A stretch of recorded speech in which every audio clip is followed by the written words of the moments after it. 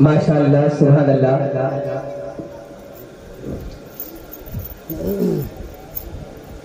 آپ اپنے لبوں کو ہلاتے رہیں اور اللہ اور اس کے رسول کی تعریف کرتے رہے.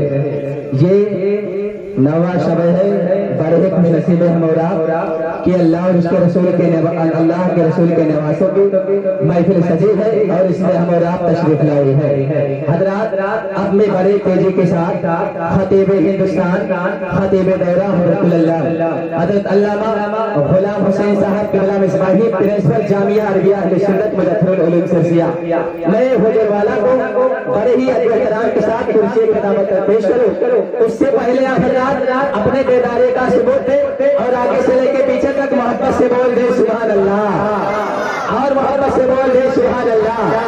اس لیے کہ آپ عاشق رسول ہیں، عاشق امام حسین ہے، تو اپنے حسینی ہونے کا ثبوت ظاہر کرے. دونوں ہاتھوں کو فضا میں لہراتے ہوئے بولے سبحان اللہ اور بدل کے بول دے یا حسین. اس لیے کہ عشق ہے تو عشق کا مطلب سمجھ میں آئے گا. ہر شعر کو بول کے سنے، بول کے سنے، سننے اور سنانے میں مزہ آئے گا. عشق ہے تو عشق کا مطلب سمجھ میں آئے گا. آتا کا مرتبہ جاہلوں کو تب سمجھ میں آئے گا. عشق ہے تو عشق کا مطلب سمجھ میں آئے گا. آتا کا مرتبہ جاہلوں کو تب سمجھ میں آئے گا. اور میری مانو مصطفیٰ سے عشق کرنا سیکھ لو، اس میں کتنا فائدہ ہے تب سمجھ میں آئے گا. میری مانو مصطفیٰ سے عشق کرنا سیکھ لو، اس میں کتنا فائدہ ہے تب سمجھ میں آئے گا. اور جو علی کو چھوڑ کر کہتے ہیں ہم اللہ کے ہیں، جو علی کو چھوڑ کر کہتے ہیں ہم اللہ کے ہیں، ارے قبر میں سوٹے پڑیں گے تب سمجھ میں آئے گا. جو علی کو چھوڑ کر کہتے ہیں ہم اللہ کے ہیں، قبر میں سوٹے پڑیں گے تب سمجھ میں آئے گا. حضرات اب آئیے اپنے مہمان کی مہمان نوازی والے اور بلند آواز میں نعرے کا جواب دے. نعرے تکبیر، دونوں ہاتھوں کو اٹھا کے نعرے کا جواب دے. اگر اپنے ہاتھوں کی سلامتی چاہتے ہیں تو نعرے تکبیر، نعرے رسالت، نعرے رسالت. جشن شہدائے کربلا، جشن شہدائے کربلا، جشن شہید اعظم، جشن شہید اعظم. نعرے تکبیر، نعرے رسالت. علی کا لاڈلا تیور دکھا کے چلتا ہے، علی کا لاڈلا تیور دکھا کے چلتا ہے. شہید ہو کے بھی تو رام رسول اللہ کے لگا ہے. اور سر حسین نے نیزے سے کر دیا اعلان، جو جیتتا ہے وہی سر اٹھا کے لگا ہے، جو جیتتا ہے وہی سر اٹھا کے لگا ہے.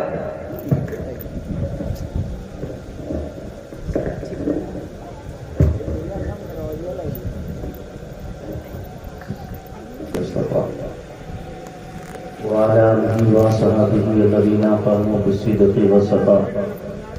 أما بعد فأعوذ بالله من الشيطان الرجيم. بسم الله الرحمن الرحيم.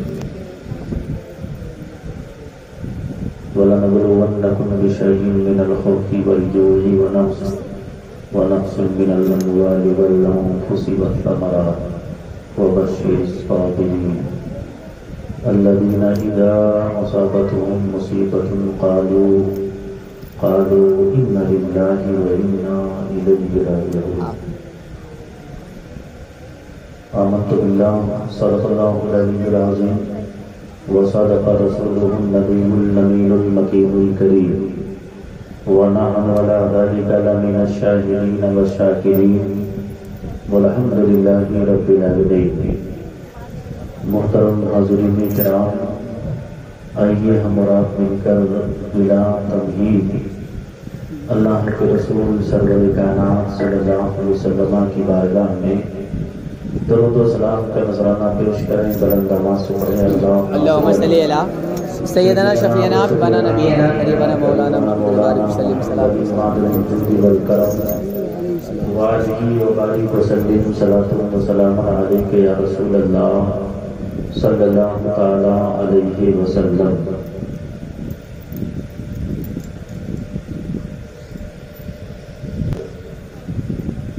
وہ یزید جس کے بارے میں اللہ کے رسول سرور کائنات صلی اللہ علیہ وسلم ارشاد فرماتے ہیں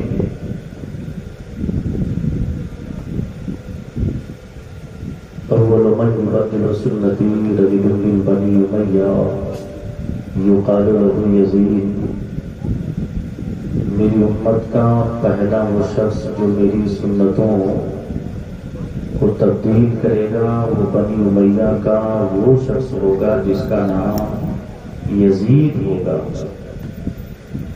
یزید وہ بدبخت انسان ہے جس کے پیشانی پر نماز رسول، جگر گوشے بطول، حضرت امام علی مقام حضرت امام حسین کے شہادت اور قتل کا بدنما داغ ہے۔ یزید کی بدماشیاں اور یزید کی کا فسق و فجور اس وقت تک چھپا رہا جب تک حضرت امیر معاویہ آپ باحیات رہے۔ آپ کی زندگی میں یزید کا فسق و فجور بالکل یہ پوشیدہ تھا، اسی لیے حضرت امیر معاویہ نے یزید کو اپنا جانشین منتخب کیا، مگر جب حضرت امیر معاویہ کا وصال ہو گیا تو یزید بالکل بے لگام ہو گیا، یہاں تک کہ تمام منہیات شرعیہ کا کھلا اس کے دور حکومت میں جنگ ہر جگہ پرچار ہونے لگا، یہاں تک کہ شراب بالکل عام ہو گئی، زنا ہو، گناہوں کا بازار بالکل گرم ہو گیا۔ اسی لیے روایتوں میں آتا ہے کہ حضرت عبداللہ جو حضرت حنظلہ کے صاحبزادے ہیں، کون حضرت حنظلہ؟ وہ صحابی رسول ہیں جن کو فرشتوں نے غسل دیا تھا، جن کو غسل الملائکہ کہا جاتا ہے، انہی کے صاحبزادے حضرت عبداللہ ہیں۔ وہ فرماتے ہیں کہ جانتے ہو ہمیں یزید کی بدماشیوں کی بنیاد پر یہ خوف لگنے لگا کہ اگر ہم اس کے خلاف نہیں کھڑے ہوتے ہیں تو جانتے ہو کہیں آسمان سے اللہ کی طرف سے پتھروں کا نزول نہ ہو جائے، پتھروں کی بارش نہ ہو جائے، اس لیے کہ اس کی حکومت میں اس کے زمانے میں جانتے جب گناہ عروج پر ہو گیا تو جانتے ماؤں سے، بہنوں سے، بیٹیوں سے جانتے اس کے دور حکومت میں نکاح جائز ہونے لگے۔ آپ اندازہ لگائیے یزید کی یہ ساری بدماشی، اور جانتے جس نے خسریت کو تاک میں رکھ دیا، جس کا کوئی پاس و لحاظ نہیں رکھا، جانتے ہو ایک صحابی رسول ہے جن کا نام حضرت ابو ہریرہ ہے۔ حضرت ابو ہریرہ وہ صحابی ہے کہ تمام صحابہ میں جتنی حدیثیں حضرت ابو ہریرہ سے مروی ہیں کسی اور صحابی سے اتنی حدیث مروی ہی نہیں ہے۔ حضرت ابو ہریرہ وہ حامل اسرار میں سے ہے، اللہ کے وہ صحابی رسول فرماتے ہیں جانتے ہو کہ اللہم انی اعوذ بک من ناس الستین و امارت الصبیان، اللہ کی بارگاہ میں جانتے وہ دعا کرتے ہیں اے پروردگار تو نوجوانوں کی اور 60 ہجری والی حکومت سے میں پناہ چاہتا ہوں۔ 60 ہجری میں کس کی حکومت بنی ہے؟ اسی لیے جانتے وہ یزید کی حکومت بنی ہے، یزید تخت نصیب ہوا ہے، لوٹے کی حکومت سے حضرت ابو ہریرہ رضی اللہ تعالیٰ عنہ رب کی بارگاہ میں پناہ مانگتے ہیں۔ اسی لیے روایتوں میں آتا ہے کہ جب آپ یہ دعا کرتے ہیں تو مدینہ شریف میں سن 67 ہجری ہی کو حضرت ابو ہریرہ اس دنیا سے رخصت ہو جاتے ہیں۔ کیوں؟ اس لیے کہ وہ حامل اسرار میں تھے، وہ جانتے تھے کہ 60 ہجری کی جو بادشاہت قائم ہونے والی ہے، وہ جانتے ہو یہ ایک ایسی بادشاہت ہوگی جن کے رہتے ہوئے یہ جانتے اس کی کرتوت کو دیکھا نہیں جا سکتا ہے۔ آج حضرت سیدنا امام علی مقام امام حسین نے جو یزید کی بیعت کا انکار کر دیا ہے، بہت سے لوگ یہ سوچنا یہ چاہتے ہیں، بہت سے لوگ یہ کہتے ہوئے نظر آتے ہیں کہ حضرت امام علی مقام امام حسین نے یزید کے خلاف بغاوت کی ہے، اور جانتے ہو یزید کے خلاف بغاوت کیوں نہ کرے حضرت امام حسین؟ اگر حضرت امام حسین جیسا شخص اگر یزید کی بیعت کو قبول کر لیتے تو دنیا کی تمام دولت حضرت امام حسین کے قدموں میں رکھ کے ڈال دیتا. اور جانتے ہو اگر حضرت امام حسین جانتے تھے کہ مجھ جیسا انسان اگر اس کی بیعت کو قبول کر لیتے ہیں تو جانتے ہو یہ سند ہو جاتی، دلیل ہو جاتی حضرت امام علی مقام کی قبول بیعت قبول کرنے